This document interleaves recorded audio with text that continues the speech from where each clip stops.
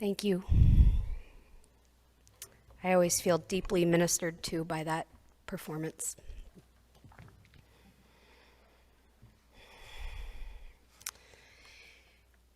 It is easy to pray when the sun shines and we are grateful for another glorious day of being. It is hard to pray when wind and rain and thunder plague our every step and spoil our every plan. It's easy to be cheerful when health bursts in us so that we can feel the very pulse of life. It's hard to be happy when pain and fatigue beset us and we wonder if we can go on. It's easy to feel religious impulses well up inside us when inspiration lives at our elbow and walks on our path. It is hard to feel religious when we are tired with work to be done and discouragement seems to mark our every move. There's an anecdotal Zen saying that goes something like this: you should sit in meditation for an hour every day, unless you are too busy, and then you should sit for 2 hours. Spiritual practices are like a fire drill. You don't wait until the building is on fire to figure out how to get out of the building. You do the fire drill on a day when things are calm so that you can escape the building safely when there is a true emergency. We are having a fire drill today. And that is like spiritual practice. It's doing something over and over when it's easier to do it. You don't wait until you really need it and then start. Because if you do it when it's easy, then when things get hard, you find the benefit will come to you. This year in our Wellspring program here at the Fellowship, Wellspring takes place starting in October on the second Wednesday evening of each month. And we will be focusing this year on spiritual practices. If you want to learn new ways to deepen your connections with your spirituality and with your community, I recommend these sessions to you. But I have a confession to make. I struggle with spiritual practices, or at least I thought I did. For years, I have felt like a bad minister, like a fraud, because I don't have a regular practice of sitting meditation or walking in nature or reading scripture or writing poetry or coloring mandalas or something else. And I see all my colleagues, well, it seems like they're all doing something. And I felt like I was faking it. How can I be a good minister if I don't have a regular spiritual practice? But you know what? I figured out that I do have a spiritual practice. I make community happen. This is my spiritual practice. Being with and creating space for all of us to be together. A practice of belonging and allowing for others to belong is a deeply powerful spiritual practice. Tonight is the beginning of the Jewish High Holy Days.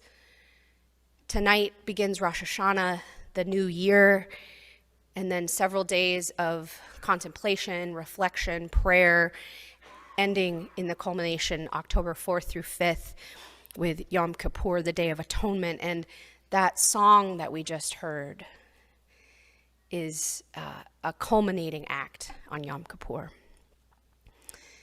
But one of the things that I find powerful about the High Holy Days is actually the Hebrew word doesn't translate to English as High Holy Days. It translates to English as days of awe.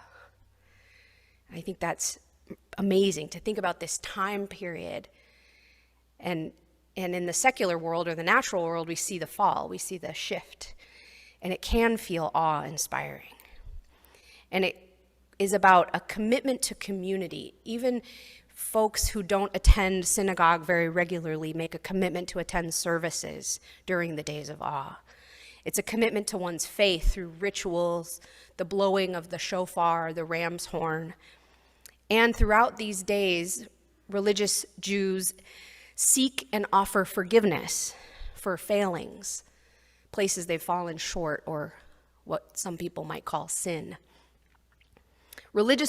Jews believe that during this time, God opens the book of life, and we have the power to tip God's favor toward us during this time, so that God might reinscribe our name in the book of life before it is resealed at the end of Yom Kippur.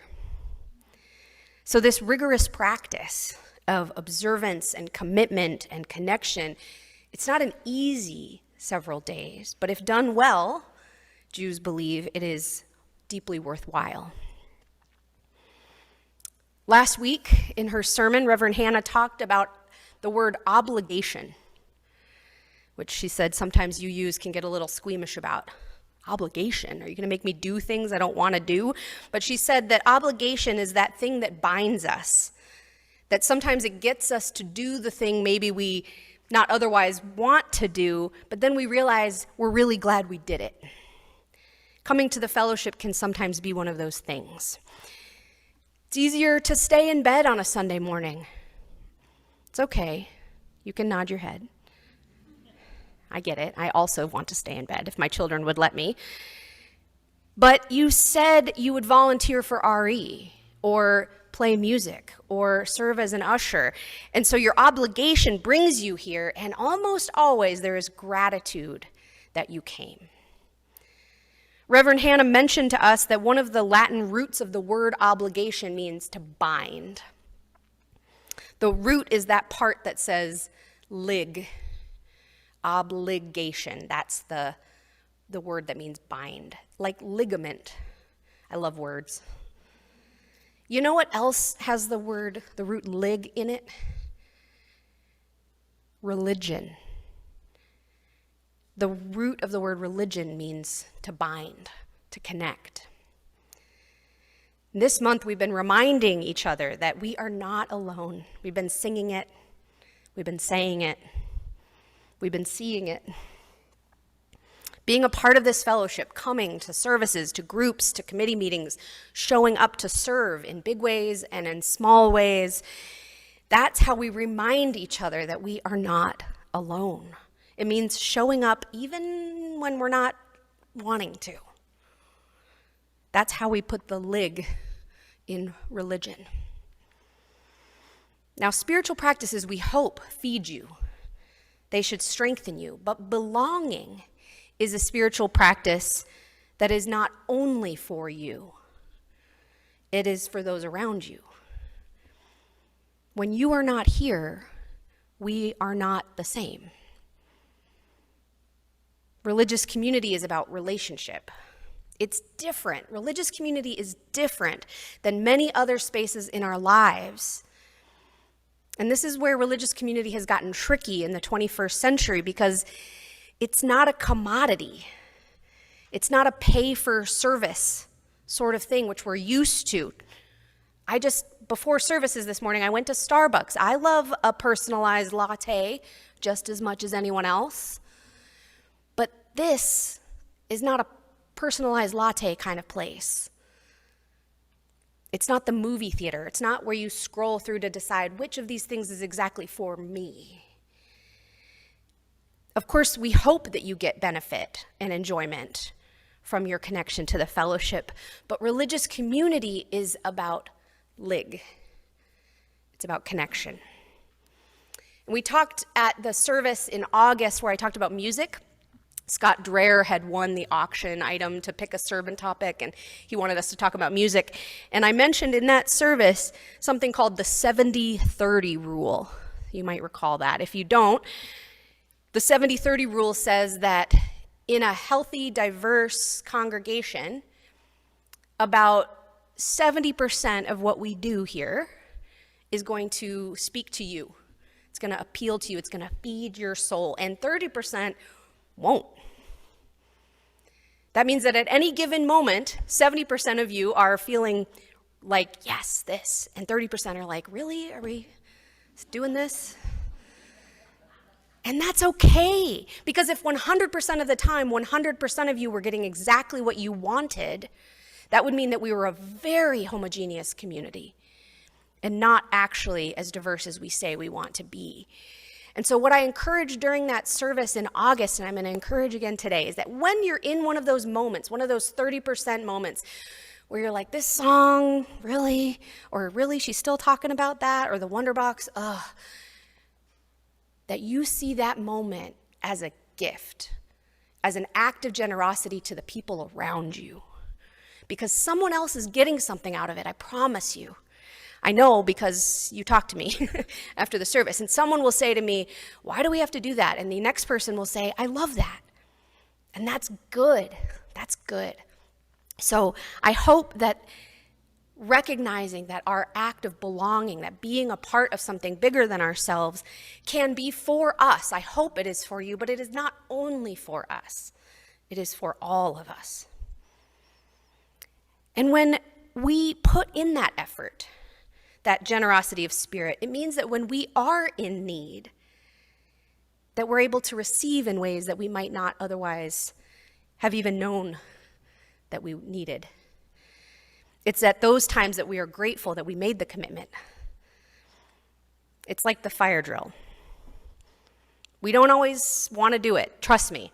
Every summer we remember, we need to schedule our fire drill, and the staff talk about it at our staff meetings. We put it in the scroll and we print stuff, and it's annoying, friends. I don't love doing a fire drill.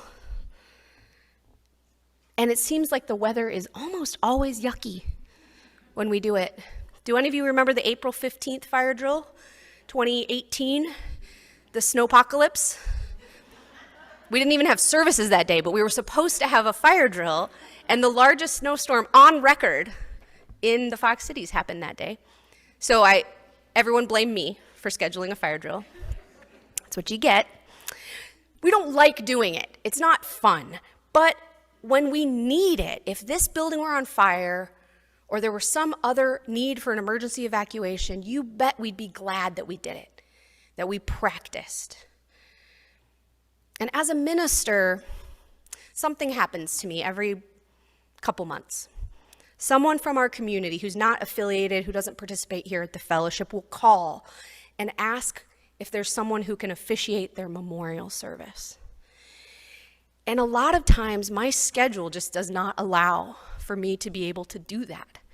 I can't tend to all the needs inside this community and all of the needs outside of this community. And so I'll reach out to Hannah or Reverend Jim Coakley or Karen Sandberg or my Congregationalist clergy colleagues, and a lot of times none of us are available.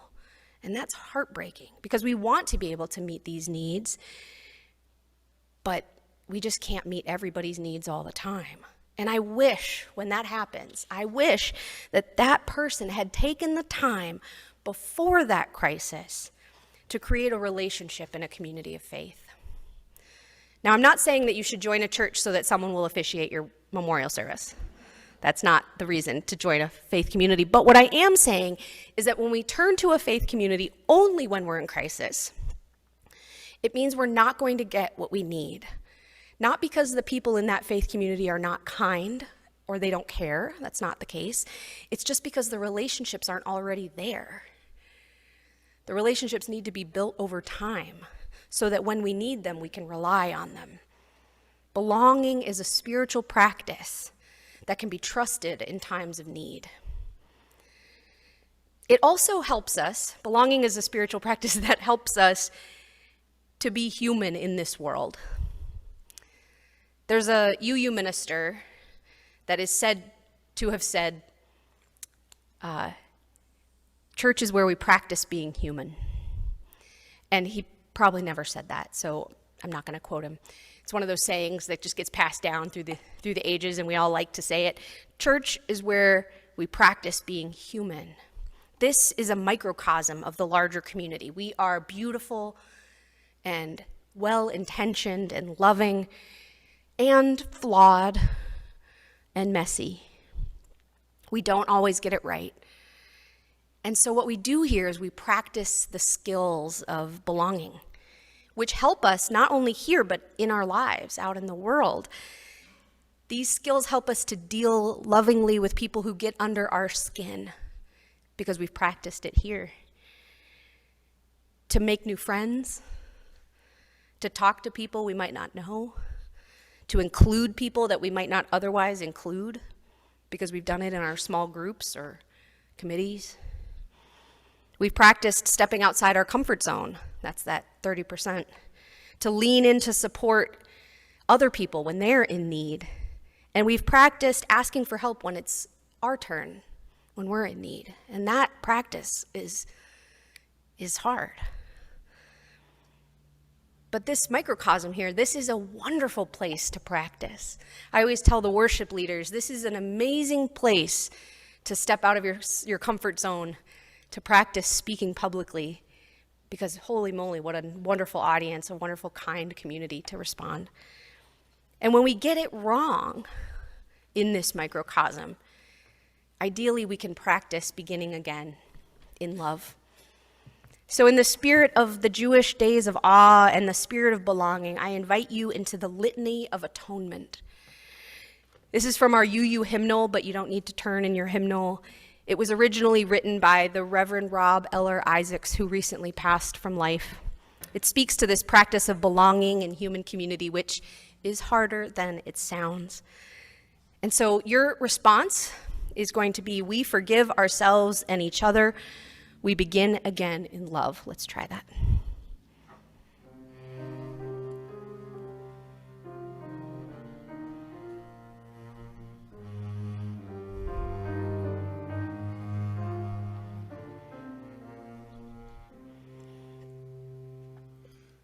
We forgive ourselves and each other. We begin again in love. For remaining silent when a single voice would have made a difference. We forgive ourselves and each other. We begin again in love. For each time that our fears have made us rigid and inaccessible. We forgive ourselves and each other. We begin again in love. For each time that we have struck out in anger without just cause. We forgive ourselves and each other. We begin again in love. For each time that our greed has blinded us to the needs of others. We forgive ourselves and each other. We begin again in love. For selfishness, which can set us apart and alone. We forgive ourselves and each other. We begin again in love. For falling short of the admonitions of the Spirit. We forgive ourselves and each other.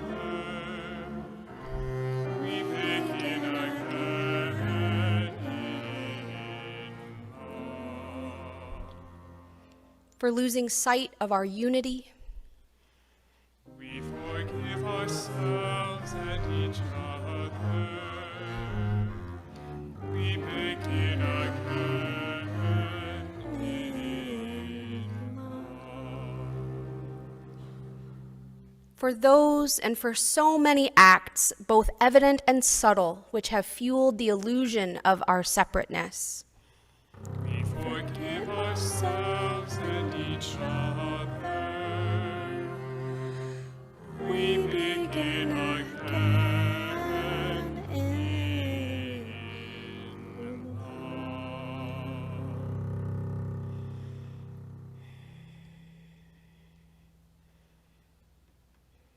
I love that line. For those and for so many acts, both evident and subtle, which have fueled the illusion of our separateness. The illusion. of our separateness. We are not separate. We are interconnected. Our seventh principle of Unitarian Universalism speaks to the interdependent web of all existence of which we are a part. That is not about the trees, although they are a part of the web too. It is about us, that we are connected to each other. Each of us needs all of us to survive and to thrive. You are not alone. You belong here. Your belonging is a powerful spiritual practice. And this community here is filled to the brim with love, which begins again and again and again. May it be so. And amen.